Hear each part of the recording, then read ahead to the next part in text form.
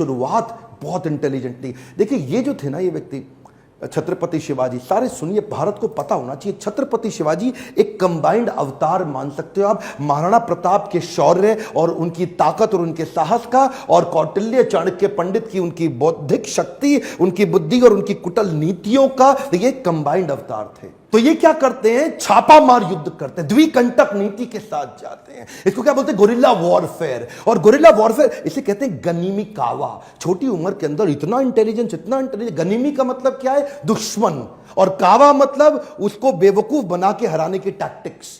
ये ऐसे टैक्टिक्स से लड़ते थे, इनको पहाड़ी चूहा बोलते थे कि पहाड़ों के अंदर से कहां से निकल के किधर से निकल के आके दुश्मन पे अटैक करेंगे। छोटी सी सेना इन्होंने शुरू करी थी और अपना साम्राज्य दक्षिण से लेकर के ऊपर तक, गुजरात तक, इधर बहुत जगह फैलाया। एक बार उधर ही के मुगल राजा आदिल शाह ने मराठाओं के बीच में से इनके पिता को उठा करके जेल में डाल दिया, कारावास दे दिया, और ये बहुत दिन तक सोचने लगे कि क्या करें। और तभी देखिए उसी समय में शाहजहां भी था दिल्ली के अंदर, और शाहजहां भी हालांकि है वो भी मुसलमान और आदिल शाह भी मुसलमान, लेकिन पॉलिटिक्स तो पॉलिटिक्स है ना।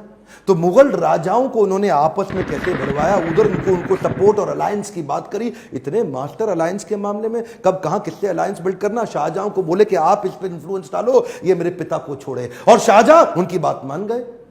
शाहजहां को उन्होंने बोला कि तुम्हारे कई युद्ध होने वाले हैं नॉर्थ में, और उस समय पीछे से अगर तुम्हें यहां से मदद की जरूरत पड़े तो मैं छत्रपति शिवाजी तुम्हारी मदद करूंगा। इसको बोलो आदिल शाह को मेरे पिता को छोड़े, छुड़वा दिया। छत्रपति शिवाजी, इनके लिए युद्ध जीतना जरूरी था, लड़ना भले ही जरूरी ना हो। कई बार तो ये लड़े बिना भी युद्ध जीत जाते थे, यही तो इनकी चतुराई थी। इसे क्या कहते हैं, सामने वाला सरेंडर कर देगा स्वॉर्ड निकाले पहले, स्वॉर्ड निकालने से पहले, surrender before the sword comes out. इनकी बुद्धिमत्ता क्या थी कि ये एनिमी से अलायंस क्रिएट कर लेते थे, जो इन्हें बर्बाद करने आता था वही इनको आबाद करके जाता था। पोर्टफोलियो डाइवर्सिफिकेशन में बड़े मास्टर थे। ये नहीं कि एक ही जगह लगे रहे, साथ साथ पैरेलल लीडरशिप बिल्ड करते थे। उधर कोंकण कोस्टलाइन के पास में, जो आज का गुजरात है, महाराष्ट्र है, आज का गोवा है, आज का नीचे तक कर्नाटक है, ये पूरी कोस्टलाइन पे इन्होंने एक नेवी बिल्ड करी, नेवी की सेना, समुद्री सेना को तैयार किया। एक्चुअली छत्रपति शिवाजी को फादर ऑफ इंडियन नेवी भी बोला जाता है। और एक और बात आप सीखते हैं, preparation of scenario analysis. Scenario analysis का मतलब क्या है,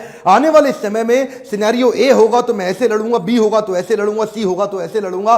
सिनेरियो की तैयारी पहले रखनी चाहिए। उस समय वहां का तानाशाह आदिल शाह, जो उस समय तक शिवाजी से बहुत तंग आ चुका था, बहुत परेशान हो चुका था, इन्होंने अपने सबसे बड़े सेनापति, सबसे चीफ जनरल अफजल खान को भेजा कि अफजल खान इसको खत्म करके आओ किसी तरीके से। अफजल खान जानता था शिवाजी एक ईमानदार आदमी है, तो उसको एक प्रपोजल भेज दिया, शिवाजी मैं तुमसे अकेले मिलने आऊंगा, संधि करना चाहता हूं, अकेले मिलोगे मुझसे। शिवाजी बोले ठीक है, अकेले मिल लेते, मुझे कोई समस्या नहीं। अफजल खान ने बोला नियम यह है, ना तुम्हारे पास कोई सेना, ना मेरे पास कोई सेना, मैं भी अकेला, तुम भी अकेले, ना तुम्हारे पास कोई अस्त्र शस्त्र, ना मेरे पास कोई अस्त्र शस्त्र। अफजल खान जानता था छत्रपति शिवाजी एक बड़े ईमानदार व्यक्ति हैं, हां बोल देंगे तो ऐसे ही बिना शस्त्र के खड़े भी हो जाएंगे। उनसे 2.5 गुना लंबा चौड़ा अफजल खान आकर के गले मिलने लगा शिवाजी से। अब छोटे से शिवाजी, और पीछे से खंजर निकाल करके पीठ में घुसा दिया। प्रिपेयर्ड थे पहले ही, शिवाजी पहले ही प्रिपेयर्ड थे।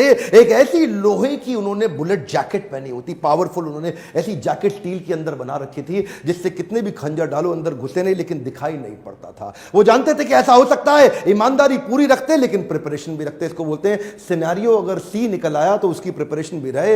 हाथ पीछे से खींचा और उनका सिंह नख बाहर निकल आया, और वो जो सिंह नख नाम का उनका जो चाकू होता है ना, वो चाकू शेर के पंजे जैसा इतना सॉलिड कि उसको घुसाया पेट में। अफजल खान का किडनी वहां से बाहर निकाल दी फाड़ के, और यहां रुके नहीं, इसको मारते ही अब इसकी सेना का पूरा मनोबल तोड़ दिया, उनकी मानसिक दशा को कमजोर करके उनका प्रतापगढ़ किला जीत गए। सबसे बड़ी लर्निंग एक और है, पहले तो प्रिपरेशन रखो पूरी वर्स्ट के लिए, और उसके बाद अगर जीत गए या हार गए उसको अपने ऊपर हावी मत होने दो, अगले के लिए चालू कर दो। अभी इतनी बड़ी जीत मिली कि ये नहीं कि मतलब अब जाके बैठ के आराम करें जी, बहुत बड़ा किला जीत गए, बहुत बड़ा किला जीत गए। 18 दिन के अंदर अगला किला पनहल का, फोर्ट ऑफ पनहल, उसको भी कैप्चर कर लिया।